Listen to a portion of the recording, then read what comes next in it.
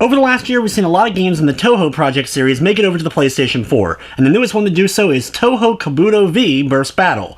But is this game a fine entry in the Touhou Project series, or should this one just be skipped?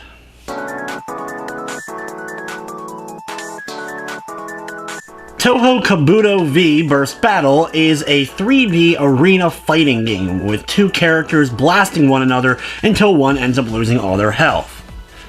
The game has a small selection of modes as well as 9 playable characters to choose from that each have unique moves to them. Games battles are handled in a 3D arena where you have a good amount of freedom to run, dash, jump, and double jump out of the way of enemy attacks.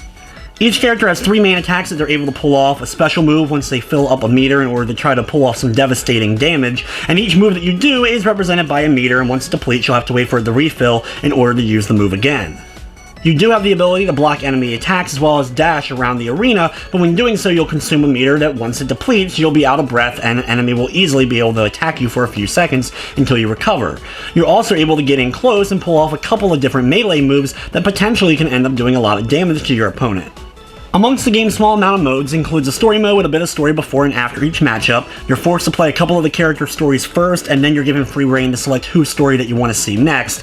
As well as you also have the arcade mode, which you're able to select any character, and you basically go through the same matchups, just with no story in between. As well as the score attack, where you go match after match trying to see how high of a score you're able to get before you end up initiating your first loss.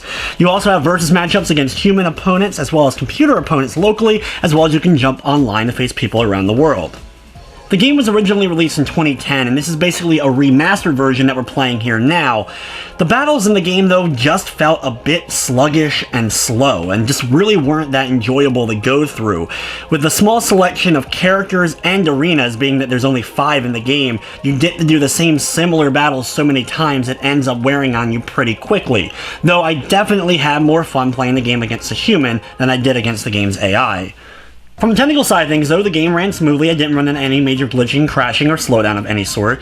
Touhou Kobuto V Burst Battle is available now on the PlayStation 4, PC, Vita, and Nintendo Switch for $29.99. It does have a Platinum Trophy on the PS4 and Vita.